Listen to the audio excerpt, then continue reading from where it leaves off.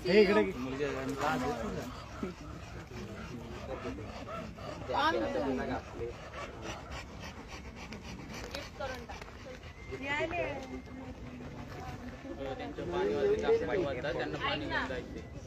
Number नंतर jacket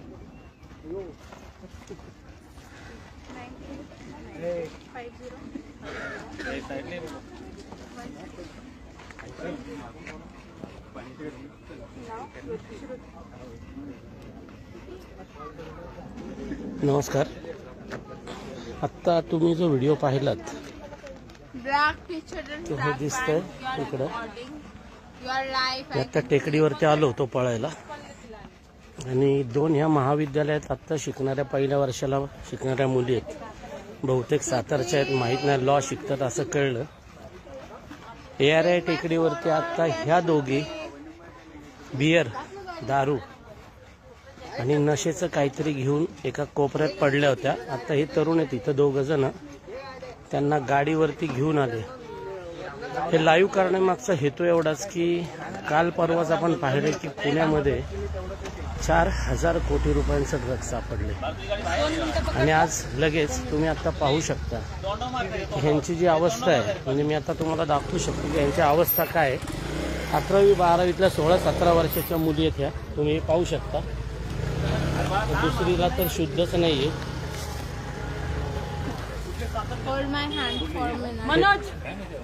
दुसरीला तर शुद्ध नाहीये, तुम्ही पाहताय. तर मी यांना दवाखान्यात आम्ही घेऊन तर चाललोय, त्यांना पोहोचवतो. परंतु याविषयीच मला खरं तर गेले 2-3 दिवस बोलायचं होतं. ही ड्रग्ज हे आता आपल्या शहराकडे लक्ष आहे का? हा, हे काय चाललंय बघा तुम्ही. ही अवस्था आहे आताच्या तरुण पिढीची.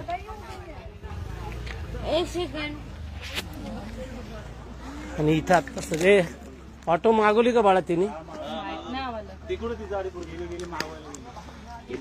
आणि तुम्ही बघू शकता की आता टेकडी जिथं आम्ही व्यायामाला येतो सगळे वर्षानुवर्ष इथं लोक, याच टेकडीवरती ही लहान लहान मुलं इतके इझी अवेलेबल पैसा असतो, पैसा मिळतो आणि त्यातून येऊन इथं नशा करतात. आता जीवाचं जर यांच्या काही बरं वाईट झालं तर यांच्या आईबापांनी कोणाकडे बघायचं? आणि आईबाप आपल्या मुलांकडे लेकरांकडे लक्ष देतात की नाही या सगळ्यामध्ये?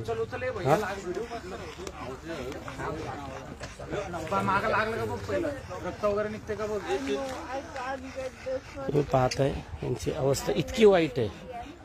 बरं, ही जनरेशन आहे आपली आत्ताची, जी आपण ज्याला खिशात पैसे द्यायचे आणि आईबापाच्या जीवावरती शिकायला यायचं, शहरात दुसऱ्या शहरात नाही इथं पुण्यात यायचं आणि आपल्याला मोकळा वेळ मिळतो म्हणून प्रचंड हे धंदे करायचे.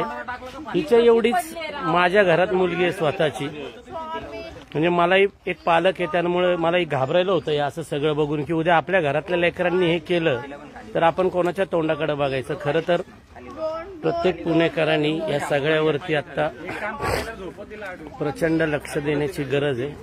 खूप सिरियस विषय आहे हा. 4,000 कोटी रुपयांचं ड्रग्ज पुण्यात सापडतंय.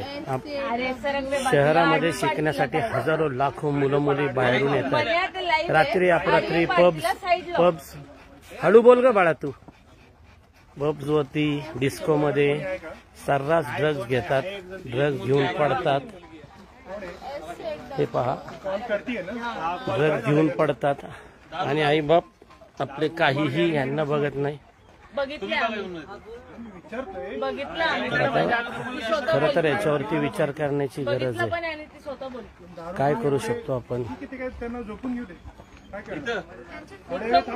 नशेचं माहेर घर होतंय का संस्कृतीचं आणि शिक्षेचं पुणे, हे फार सिरियसली विचार करणं गरजेचं आहे की आपण संस्कृतीचं माहेरघर, शिक्षणाचं माहेरघर जे पुणे म्हणतो, त्या शिक्षणातही टेकड्या जिथं लोक आपलं शरीर सांभाळण्यासाठी व्यायाम करायला येतात, त्या ठिकाणी आज ही तरुण मुलं मुली आपल्या आईबापांना माहीत नसतं, त्या पालकांना माहीत नसतं, अशा अवस्थेत येऊन इथं ड्रग्ज घेतात. ह्यांच्या तोंडातून फेस येतोय आणि आता तुम्ही बघू शकता की ह्यांची ही अवस्था आहे.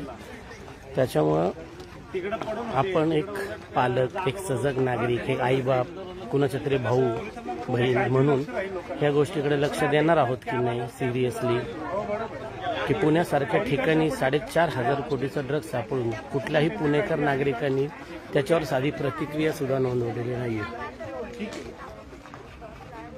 मागे ललित पाटील सापडला, त्याच्यानंतर आता हे, त्याचा प्रत्येकाने फक्त राजकारणासाठी म्हणूनच उपयोग केला. पण येणारी ही पिढी आणि आत्ताची असलेली ही पिढी पूर्ण बर्बाद होतीये ह्याच्याकडे कोणाचं लक्ष आहे की नाही, आपण काही सिरियस करणार आहोत की नाही याच्यावरती मला वाटतं हा सगळ्यांनीच संपूर्ण पुणेकरांनी विचार करण्याचा मुद्दा आहे. आणि जर आत्ता आपण नाही विचार केला तर आपल्या पुण्याचा जो काही उडता पंजाब ड्रग्सचं माहेरघर होण्यासाठी वेळ लागणार नाही. तरुण पिढी ही 11वी 12वी शिकणाऱ्या मुलं मुली आहेत आणि ह्यांच्याच बरोबरीने शाळेत शिकणारी 8वी 9वी 10वीतली जी मुलं आहेत ही मुलं देखील आज पानपट्ट्यांमध्ये सर्रास ड्रग्ज गांजा चरस इझिली अवेलेबल होतं.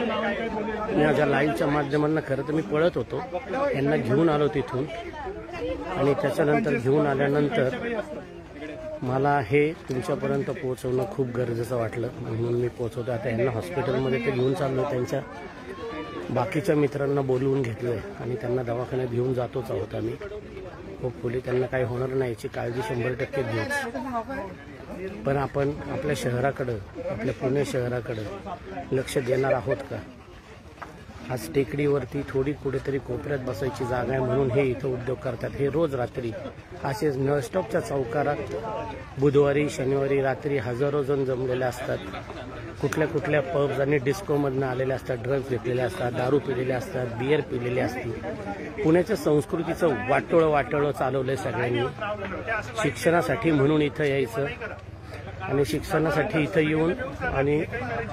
शिक्षणासाठी येऊन करून हे सगळं थांबवायचं नाही. आता हे थांबवायचं की नाही हे तुमच्या हातात आहे. तेवढंच बघा आणि पुणेकर म्हणून आता तरी जागरूक व्हा.